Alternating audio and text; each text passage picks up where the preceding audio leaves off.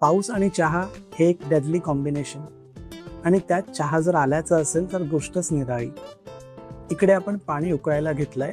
पाणी उकळल्यानंतरच त्यात किसलेलं आलं टाकावं, ज्यामुळे आल्याचा फ्लेवर व्यवस्थित पाण्यात उतरतो।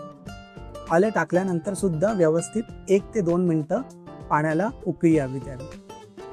त्यानंतर त्यात अर्धा चमचा वेलची पावडर टाकावी व पुन्हा पाणी उकळू द्यावं। इथे आपल्या आवश्यकतेनुसार चहा पावडर आणि दूध टाकावं। मी मुद्दामूनच चहा किती टाकावी, दूध किती टाकावं हे प्रमाण नाही सांगितलंय, कारण की प्रत्येकाच्या आवडीनिवडी वेगळ्या असतात। स्पेशली चहा किती स्ट्रॉंग हवा, दुधाचं प्रमाण किती असावं हे ज्याने त्याने वैयक्तिकरित्या डिसाईड करावं।